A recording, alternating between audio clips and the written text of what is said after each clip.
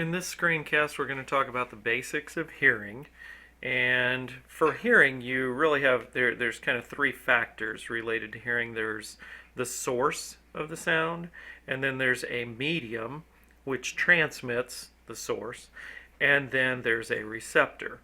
Um, if you go back, if you look at like old movies, old cowboy and Indian movies, you can actually see occasionally where Indians they'd be around like a railroad once we had started building railroads, and they'd put their ear to the rail, or they'd put their ear to the ground, and what they were doing is they were using like the railroad or the grounds that's solid as a medium for being able to detect sound in the distance. So, most of the time, for example, when um, people talk to each other and things like that, the sound is simply transmitted through the airwaves. But it could be a solid, it could be water, it could be a variety of things. Okay? Now, when we talk about the ear, there are basic things with the ear that you definitely need to know. And if we look at this particular diagram, the three general parts of the ear, you see we've got the outer ear, the middle ear, and the inner ear. And each one has different parts to it. The outer ear basically just channels the sound and gets it into the ear canal.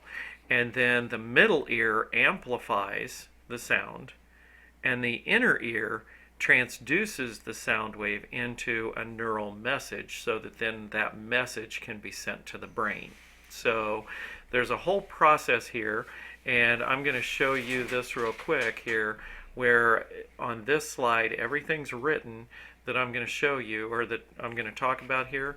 But let's go back and let's look at the picture as I kind of talk through this.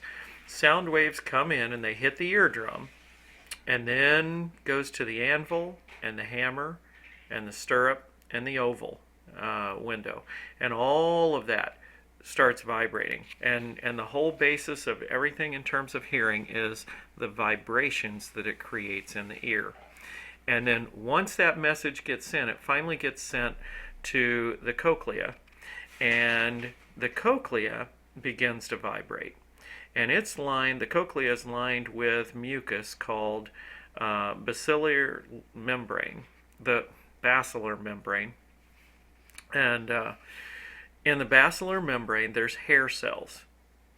And when these hair cells vibrate, they turn the vibrations into that neural impulse. And then the neural messages can be sent through the auditory nerve to the brain. Basically, it goes up to the thalamus, and then the thalamus decides to send it to the auditory section of the brain. So, if this makes sense, okay, that's what I was basically covering right here. Okay, but I wanted you to be able to look at the picture while I was kind of going through that description. Now, when we talk about hearing and stuff, hearing and sound, a lot of times we talk about the frequency of a sound wave, or what we call the pitch. Okay, those of you who are in music, everything's about the pitch of the sound. And so the pitch of a sound is measured in hertz. And so hertz, basically what it's looking at is the vibrations per second. That's the key. People have certain limitations. People generally can hear things from as low as 20 hertz or 20 vibrations per second up to about 20,000 hertz. However, as people get older, they tend to lose their hearing for higher pitched sounds. So you can see that here again. Now notice the numbers. Okay, the numerical guidelines here at the top, because they're not equally spaced. But humans have, now this is showing probably around 50 as the bottom level for hertz, but actually some humans can go down and hear things as low as about 20 hertz, but goes up to about 20,000. And again, that range depends on age and a number of other factors, but older adults cannot hear quite the same range that for example, you would be able to hear. Now, other animals have different ranges. You can see, for example, dogs can hear up to about 25,000 or so hertz. Cats all the way up to around 50 or 60,000 hertz, so they can hear extremely high-pitched sounds. If you've ever, I don't know if you've ever played with a dog whistle or not, but a dog whistle, you blow a dog whistle and we can't hear it. Human beings don't hear it, but dogs can, because the sound from a dog whistle is located right up in here around 25,000 hertz. So dogs will hear it, but human beings don't. So, all right, let's take a look. Well, one other thing before we leave this page. There's a concept called the Doppler effect. This is actually kind of a physics thing, but we talk about it in psychology as well. But the Doppler effect, basically talking about how sounds coming toward you have a higher pitch than things that are going away from you. So, because as things come toward you, you're getting more frequent sound waves. Okay, when something's 100 feet away from you, you're hearing the sound, and then when it gets 80 feet away, you're hearing the sound, but again, it's more frequent sound waves coming toward you. When it goes away from you, the frequency of the sound wave decreases. That's called the Doppler effect. So basically, you hear, for example, a race car, and I'm not good at this, but a race car, you hear the as the race car goes past you.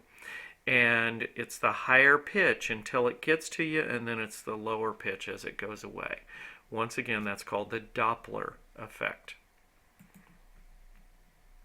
Okay, now in terms of how we determine the pitch of a sound, there's basically two different theories on this. One is called the place theory. And the place theory talks about, inside the cochlea, the idea that different hairs, in other words, different hairs in different places, they vibrate when they hear different pitches. Okay, so some hairs vibrate when they hear a high pitch, others vibrate when they hear low pitches.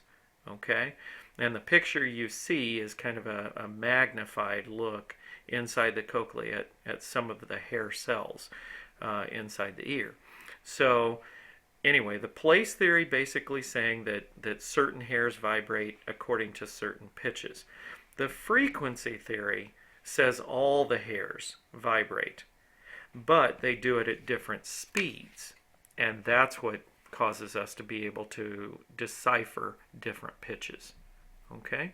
So those are two competing theories that you will need to know. Now, another thing when we talk about hearing and stuff, we talk about how loud a sound is. And the loudness of a sound is measured in decibels, and that's actually measuring the energy or pressure of the sound wave. And I've listed several things here. A typical conversation, about 60 decibels. If somebody whispers, it's about 20. If you cut your grass, the grass mower, about 95. Now, the thing here is that a dangerous sound, how loud is too loud? A dangerous sound is technically anything that's 85 decibels or higher. So if you look, for example, cutting your grass, technically, we should probably be wearing some kind of guard to help us to prevent that loud noise from damaging our ears. Most people don't, but I guess if your job was to cut grass all day in the summer, that's something you might want to do. Now, here, if you look at this chart, there's a number of things, okay, from, again, a gas mower to a hair dryer to a leaf blower to a rock concert, an ambulance, jet planes, all of these things being well above that 85 decibel amount. And a lot of it just, again, has to do with how long that you are exposed to these things. So one of the things that I think is going to have issues for a lot of young people today, no offense, but is the earphones that you guys wear, and you have the phone or you have the volume to your music and stuff cranked up so loud that it's very easy to cause permanent hearing damage because of that. Now, when we talk about loss of hearing, okay, there's basically two different types of deafness.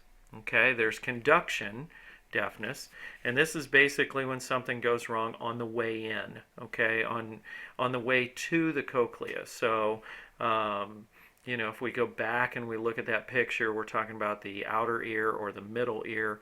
If something happens to the hammer or the anvil or some of those little bones, those can be repaired. There can be operations to repair those and replace some of those, or people a lot of times will get hearing aids that will amplify the sound so that they can hear them better.